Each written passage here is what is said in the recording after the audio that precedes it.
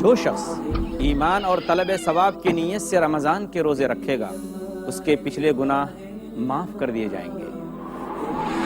رمضان وہ مہینہ ہے جس میں قرآن نازل ہوا جو لوگوں کے لیے سراپا ہدایت ہے۔ برکتوں و رحمتوں کا سائبان تحفہ رمضان۔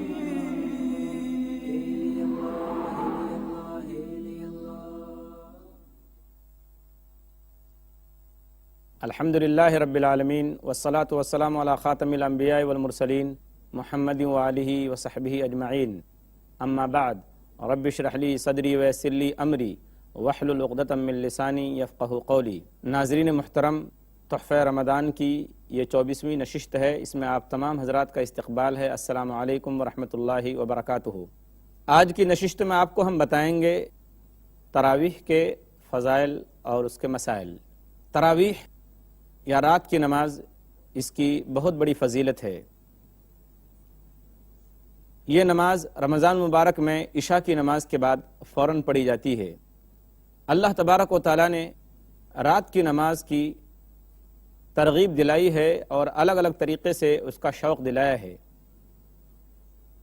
چنانچہ اللہ تبارک و تعالیٰ اپنے نیک بندوں کی تعریف کرتے ہوئے فرماتا ہے والذین یبیتون لربہم سجدا وقیاما، سورہ فرقان سورہ نمبر 25 آیت نمبر 64۔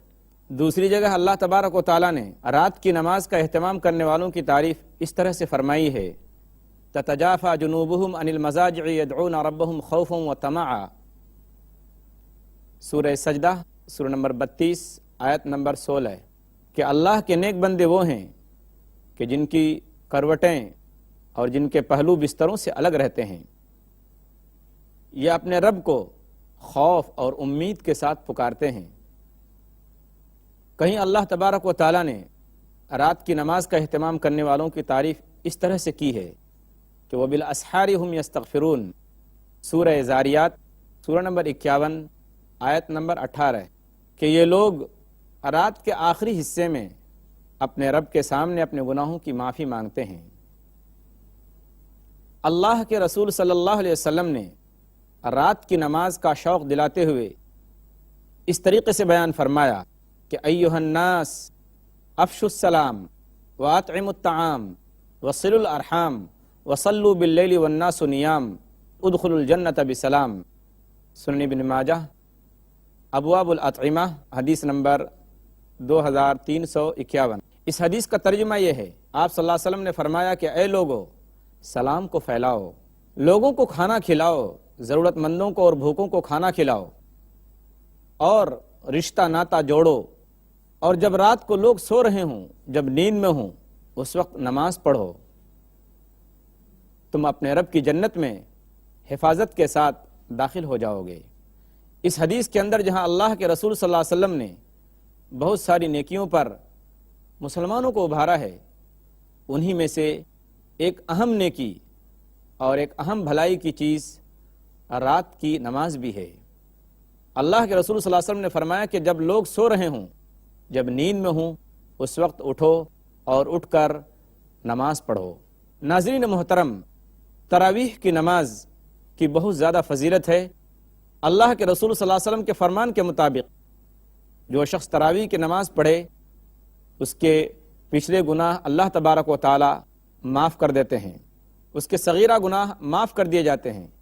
کیا فرمایا اللہ کے رسول صلی اللہ علیہ وسلم نے؟ سنیں، عن ابی ہریرہ رضی اللہ عنہ قال قال رسول اللہ صلی اللہ علیہ وسلم من قام رمضان ایمانا و احتسابا غفر له ما تقدم من ذنبہ، صحیح بخاری کتاب الایمان حدیث نمبر 37۔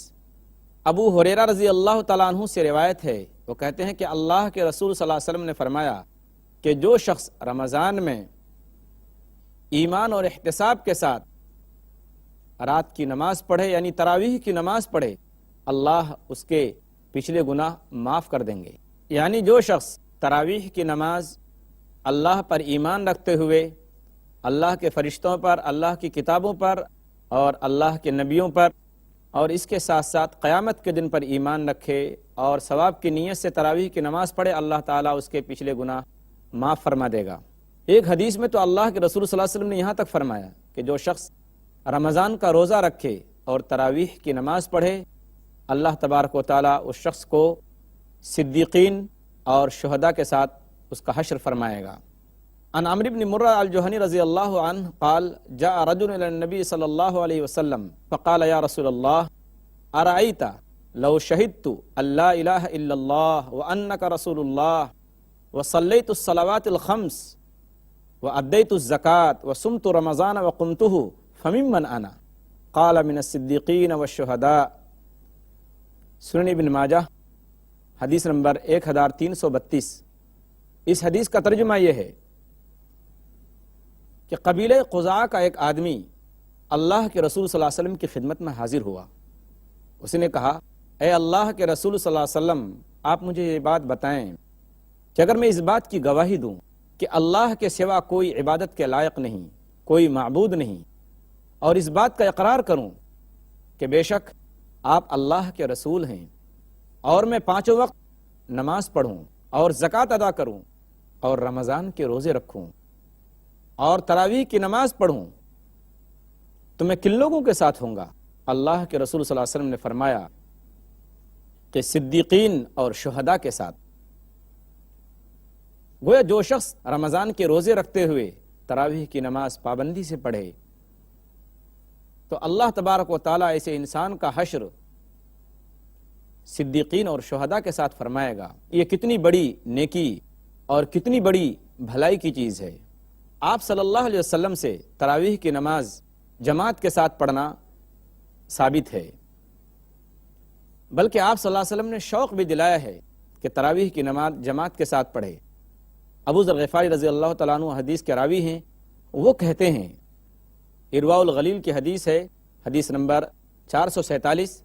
ابو ذر غفاری رضی اللہ تعالیٰ عنہ کہتے ہیں کہ ہم نے اللہ کے رسول صلی اللہ علیہ وسلم کے ساتھ رمضان کے روزے رکھے تو آپ نے ہم کو تراویح کی نماز نہیں پڑھائی، یہاں تک کہ 22 روزے گزر گئے، 23ویں کی 1/3 رات گزرنے کے بعد آپ صلی اللہ علیہ وسلم نے تراویح کی نماز پڑھائی۔ اس کے بعد پھر آپ نے 24ویں کی رات ہمیں تراویح کی نماز نہ پڑھائی، پھر 25ویں کی رات آپ صلی اللہ علیہ وسلم نے آدھی رات گزرنے کے بعد تراویح پڑھائی۔ تو ہم نے کہا اے اللہ کے رسول صلی اللہ علیہ وسلم، کیا اچھا ہوتا کہ آپ قیام لمبا کرتے، زیادہ دیر تک تراویح کی نماز پڑھاتے۔ تو آپ صلی اللہ علیہ وسلم نے فرمایا کہ دیکھو، جو شخص جماعت کے ساتھ نماز پڑھے تو گویا کہ اس نے پوری رات عبادت کی، گویا کہ اس کو پوری رات عبادت کرنے کا ثواب ملتا ہے۔ حدیث کے الفاظ یہ ہیں، انہو من قام مع الامام حتی ینصرف کتب لہ قیام لیلۃ، کہ جو شخص امام کے ساتھ پوری نماز پڑھے تو اس کو پوری رات جاگ کر عبادت کرنے کا ثواب ملتا ہے۔ پھر ابو ذر غفاری رضی اللہ تعالیٰ عنہ کہتے ہیں کہ پھر آپ صلی اللہ علیہ وسلم نے 26ویں کی رات ہم کو تراویح نہیں پڑھائی، پھر 27ویں کی رات آپ صلی اللہ علیہ وسلم نے تراویح کی نماز پڑھائی، اور پھر اپنے گھر والوں کو، اپنی بیویوں کو اور تمام لوگوں کو جمع کیا اور تراویح کی نماز پڑھائی، اور اتنا لمبا قیام کیا، اتنی دیر تک آپ کھڑے رہے کہ ہمیں فلاح کے چھوٹنے کا ڈر ہو گیا۔ راوی کہتے ہیں کہ میں نے پوچھا کہ فلاح کا کیا مطلب ہے؟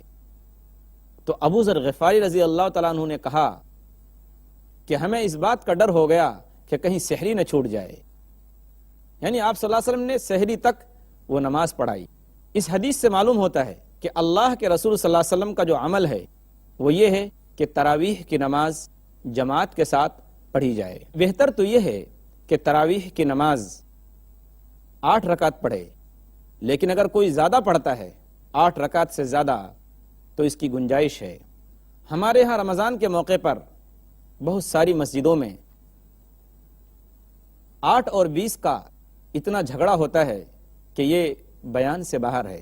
جو لوگ 8 رکعت تراویح پڑھتے ہیں وہ ان لوگوں کو غلط سمجھتے ہیں جو 20 رکعت تراویح پڑھتے ہیں، اور جو لوگ 20 رکعت تراویح پڑھتے ہیں وہ ان لوگوں کو غلط سمجھتے ہیں جو 8 رکعت تراویح کے قائل ہیں۔ دونوں گروہ اور دونوں جماعت افراط اور تفریط کا شکار ہے۔ یہ دین میں غلو اور زیادتی ہے۔ ہم جب صحابہ کرام کی زندگیوں کو دیکھتے ہیں اور اسلاف کے عمل کو دیکھتے ہیں تو ہمیں معلوم ہوتا ہے کہ یہ اختلاف اسی وقت سے چلا آ رہا ہے، لیکن ان کے درمیان جو کچھ بھی اختلاف ہوا وہ اجتہادی اختلاف تھا، وہ دشمنی نہیں ہوئی، وہ آپس میں ایک دوسرے کے دشمن نہیں تھے، ان کے دل آپس میں ملے ہوئے تھے، ان کے درمیان کوئی جھگڑا و فساد نہیں ہوا 8 رکعت یا 20 رکعت کو لے کر۔ جب ہم حدیث کی طرف دیکھتے ہیں تو ہمیں اللہ کے رسول صلی اللہ علیہ وسلم کا یہ حکم اور آپ صلی اللہ علیہ وسلم کا یہ عمل ہم کو ملتا ہے۔